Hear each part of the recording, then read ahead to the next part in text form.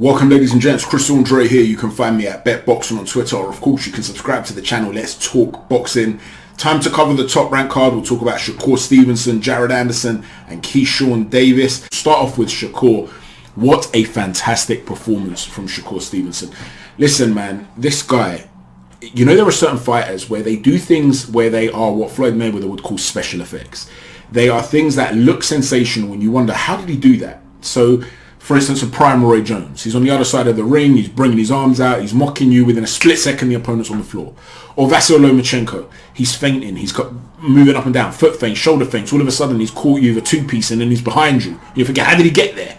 There are certain moments whereby you're just, wow, right? Willie Pep, Pernell Whitaker. Certain things that you see from certain fighters where you're just in awe. Then there's a different type of fighter.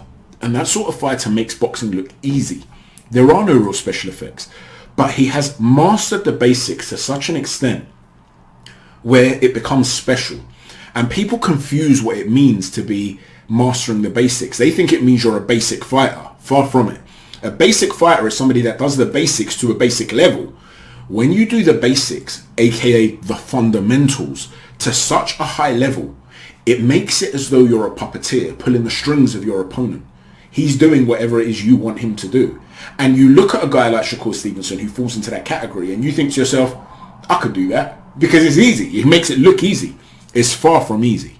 First and foremost, one of the key things that Shakur Stevenson has in his game is his lead hand.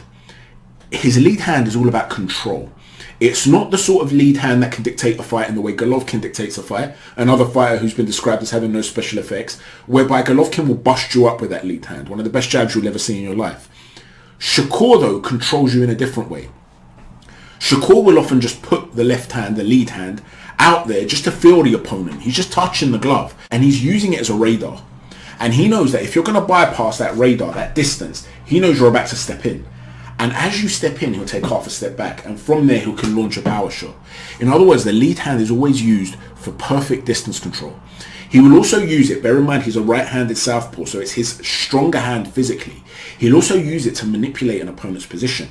There were occasions last night where, well, the other night, where Yoshino had that high guard and he ducked forward to try and come into range, and you would just see Shakur Stevenson literally just move him to the side, swipe him to the side, and then turn to his side to get a new angle on him and force Yoshino to reset. He controls opponents with that lead hand, but he's not just moving it around in that way. If you get lazy with it and you expect that he's just controlling distance, he can then pump a powerful jab or pump around a big powerful hook around the guard. And because it is his stronger hand, like I said, you feel a punishment coming from there.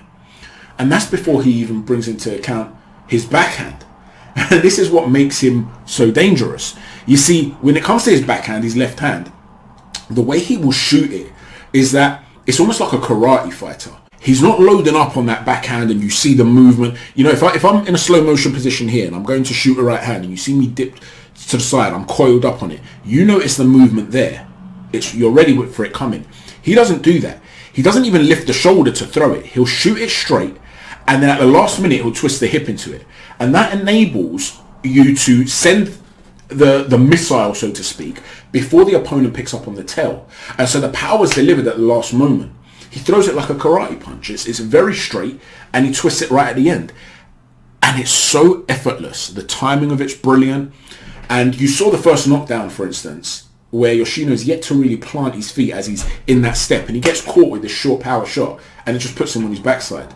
It's just perfectly executed from Shakur. And it's a flash knockdown, really, because Yoshino's not hurt. Within 2 seconds, he's on the floor smiling and he gets up. But the delivery of it is just so efficient that he's able to put you down. The second knockdown was a little bit more powerful. Again, Yoshino was able to get up and survive from that. But you could see that at any given moment, Shakur was offering a danger without having to overload. And the other way he throws the backhand, instead of the method that I've told you, the straight hand, he'll also shoot it almost like an uppercut into the pit of the stomach. Now, against Robson Conceição, there were numerous occasions, many occasions, 20 occasions, and I'm not exaggerating, where it was a low blow. It went below the belt. And the referee didn't pull him up on it at all. And he was getting away with that. Against Yoshino, he was pulled up on it. He was told on one occasion, keep your shot high. So he does stray a little bit low with it sometimes. So the point is that he can be dirty, Shakur Stevenson. But you see, in a way, that adds to his ability. Because he's not a clean fighter who's a clean boxer, and that's it. We're not talking about a Matisse type character against Cezena, which we'll talk about later as well. He's capable of being dirty if he has to be, and ultimately it's the referee's job to pull him up on it. But he's capable of doing so many things. Back foot, front foot. Now Yoshino, to be fair to him, actually boxed really well. He hit Shakur more than most guys have hit him, and it was majority to the body. And it was, again, with that same sort of shot that Shakur Stevenson likes to hit. There was a really interesting battle trying to get the lead foot on the outside. And it was quite blatant and constant at times. But he would shoot that sort of uppercut into the pit of the stomach of Shakur Stevenson. And there were times where Shakur would see it coming in, he'd step back and then drop a little counter. So even when you are offensively successful, there was still something coming back from Shakur. But nonetheless, he found the gap in Shakur's defense and he was able to land it consistently. He was just outgunned against a supremely technical and skilled fighter. But I have to call out the stoppage. The stoppage was terrible. Yoshino was completely fine. And the reason it was terrible is because Yoshino has no chance of beating up Stevenson early in the fight. His only chance is to try and take away his legs, which are brilliant. Those little shifts that he does to maintain distance. Try and take away his legs with body shots in the hope that you catch him down the stretch. So he's investing in the body and he's doing well in that regard, even though he's getting beaten up in the meantime. Who knows what could potentially happen down the stretch if he's allowed to carry on. Now, don't get me wrong. The most likely outcome is Shakur Stevenson by stoppage. The second most likely outcome would have been Shakur Stevenson on points. I'm not saying Yoshino was robbed in any way. But we see shocks happen in boxing all the time and you have to let it play out. He was completely fine. And we have to call this out because when it happened with Fabio Wardley and Coffey, people were more than happy to start talking about premature British stoppages. Well, we saw this one, and we also saw one in the Matisse-Cezena fight in America. So this is not a British phenomenon, and it needs to stop. So Yoshino gave a really good account of himself. I really liked some of the adjustments he made to try and find the pit of the stomach.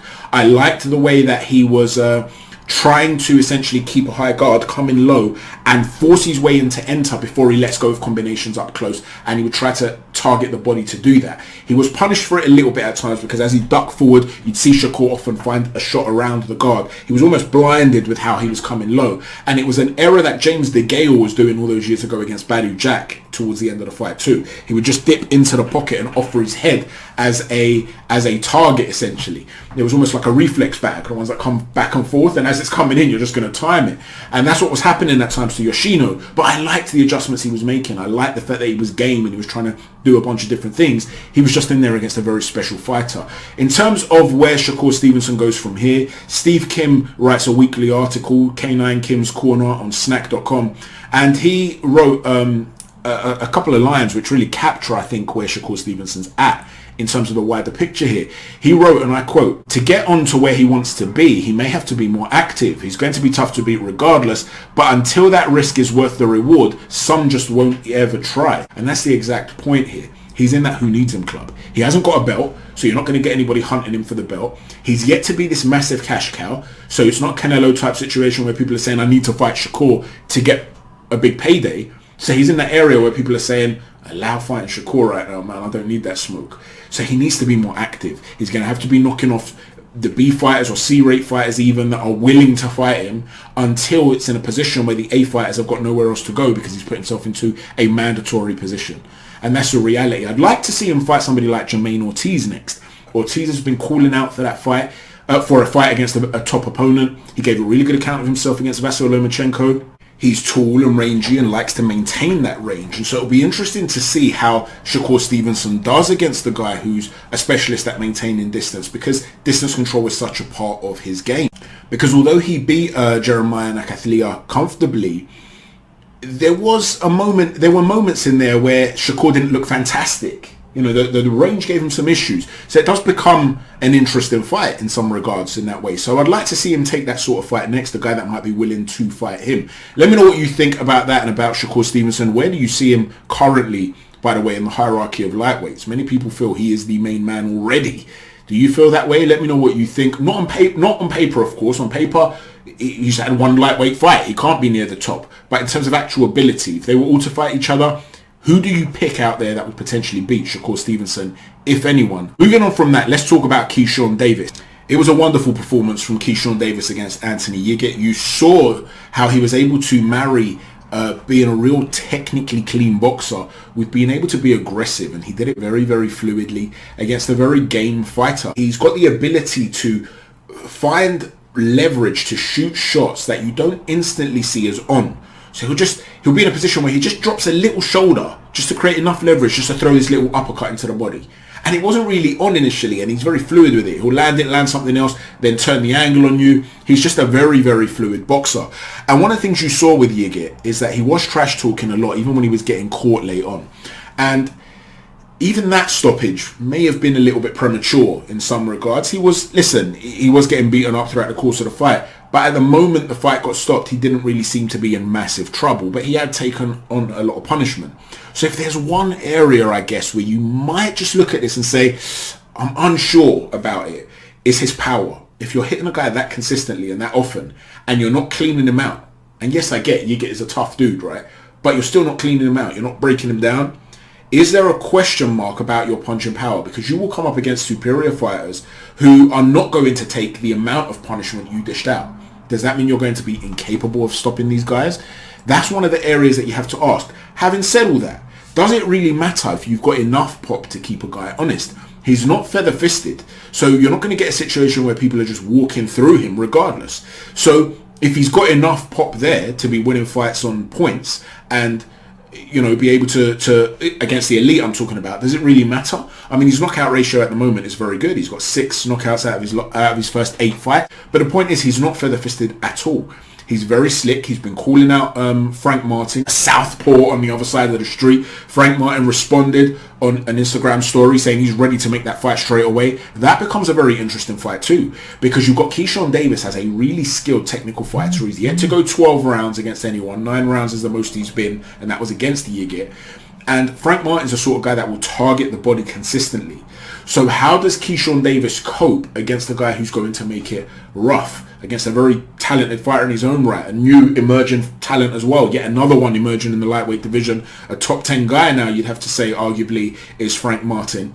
And he's the sort of guy that can target the body well. So he can do the rough stuff, the dark arts. How's Keyshawn Davis going to cope in those scenarios? Really interesting stuff. Let me know where you rank the Olympic silver medalist and the world amateur silver medalist in the current lightweight scheme. Do you consider Keyshawn Davis to be among the top fighters in the world in terms of ability? In terms of on paper, he's had 8 fights. Yigit is the best fighter he's fought so far. He's the WBO Intercontinental title holder now. He's definitely nowhere near the top of the division on paper. But in terms of talent, how many guys do you think are out there that would currently beat Keyshawn Davis? Let me know what you think about that. Finally, let's talk about Jared Anderson. Jared, I've been speaking about highly for a long time. But the thing is with Jared Anderson, I don't think his performance was as polished as the other two, even though he is definitely sending messages to the heavyweight division. But post-fight, he came out and he said, I'm the best heavyweight in the world. Now, if you guys remember, there was a period where after he was sparring with Tyson Fury, he put out a tweet to say, if only you guys could see what I'm doing to your favorite heavyweight. Then he sort of backtracked when he was asked, are you talking about Tyson Fury? Now, I don't know whether he backtracked because he felt he was being disrespectful, but Tyson Fury was very, very complimentary of Jared Anderson, and he was saying he's the future of heavyweight boxing. Now, Fury's picks haven't always been 100% accurate. He also said that he couldn't imagine anybody ever beating Teofimo Lopez. But he's been in the ring with Jared Anderson. He's experienced that sparring. So for him to be telling you this is the guy for the future, you have to take Tyson Fury seriously on this. Having said that, although his record is impeccable, 14 fights, 14 wins, 14 knockouts, and he's got a couple of names on there now that are decent fighters. They're decent sort of C-level guys. In Jerry Forrest, who can cause a lot of guys problems, and he blasted him out in 2 rounds. And GEORGE Arias, who was previously undefeated. And make no mistake, Arias is talented. This is a guy that can get on the back foot and he can dance around the ring as he showed here. But he can also come in low, bob and weave, and leap up with this really nice left hook. And there were moments, glimpses, where he was showing that part of his game. But the fact of the matter is, Arias really did step up here. Although he was undefeated prior to this, he's never really stepped up and fought anybody of note. And it's a fight that you'd expect Anderson to come through if you're a hot prospect in the heavyweight division. And he did come through it. He came through it in great fashion in the 3rd round. However, one of the things you did see is that when Arias was getting on the back foot, Jared Anderson was a little bit uncomfortable. There were moments where he was really launching in with that jab and he was overstepping, he was overreaching. And when he'd throw the right hand, he'd throw it and he'd fall out of position. And there's a slight moment where he needs to reset. There were also moments where that when Arias was willing to exchange and he was getting sort of in a mid-range, he was landing shots on Jared Anderson. But predominantly it was that surprise he was landing. And what Jared Anderson tends to do is use his upper body movement. His feet sometimes, again, he hops in almost where he drags that back foot in after the right foot and he takes a moment to reset his stance. And he can be a bit of a sitting duck, Anderson. But what he'll do is lean back. He's got great agility in his lower back and he'll lean back and he'll make shots fall short and he'll come back. Now he's got terrific hand speed and great agility. And that's something that Muhammad Ali had. It's something that Vitaly Klitschko had. So sometimes you can break rules and still get away with it, so to speak. And he has the athletic capabilities to do that. But if you consider that he was caught with numerous left hooks last night, and you consider also that in the fight against Jerry Forrest, although he stopped him in the second round, in that first round, he was caught with a number of big shots. In those sorts of moments, you have to wonder, would he survive against guys that are really great finishers, that are killers? You know, Jerry Forrest, of his 26 victories, 20 of them are knockouts. So this is not a guy who's feather-fisted at all. So Jared Anderson clearly believes in his chin. But to call himself the best heavyweight in the world, it's one thing when you're getting clipped a little bit because you're making a lot of these sorts of technical errors in lighter weight categories. You look at a guy like Jerome Boots Ennis, for instance. He makes some similar errors, by the way, and he gets caught a little bit too much. But it's one thing to be getting caught at welterweight. It's different at heavyweight. One shot can clean your clock at heavyweight. And when you look at the fact that you've got guys like Richard Torres, for instance, who I've been speaking about for a long time on this channel, Olympic silver medalist, decorated amateur, who has gone a little bit under the radar in terms of his pro career, even though he's looking very, very good in his pro career when he is fighting. He's a guy that makes himself even smaller than his actual size. He's a small heavyweight. He comes in a crouch and then he lets go of really big, powerful, short shots up close. Jared Anderson looks a little bit uncomfortable when a guy's right on his chest like that and they're exchanging leather. He's relying on his athleticism in order to blow the guy out.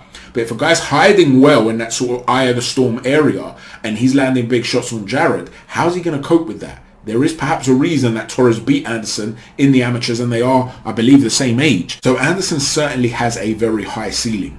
But I still think he needs to iron out some technical deficiencies that he can marry with his athletic gifts in order to get to where he really needs to get to. Now, that's not to say he's not capable of already beating some of the top guys out there. He is, clearly. But we're talking about trying to establish that area where you really are the best heavyweight in the world and where there's perfection involved, right? Rather than just a great prospect who's destroying guys but has yet to really step up himself. It's good that he has the level of confidence that he has. You've heard guys like Hrgovic call him out, but there is a difference between that and actually going out and beating these guys. He could potentially do it. He's called out Hrgovic. He's called out other guys. They've called him out. It's a different thing to take that step. Let me know what you think, ladies and gents, about all the guys that we've spoken about in this video. I will be bringing more content over the course of the week, discussing more fights over the weekend, talking a little bit about Anthony Joshua as well. Don't forget to hit a stiff jab on the like button, a right cross on the subscribe button, and an uppercut on the notifications button. Thanks for watching. Chat to you soon. Take care. God bless.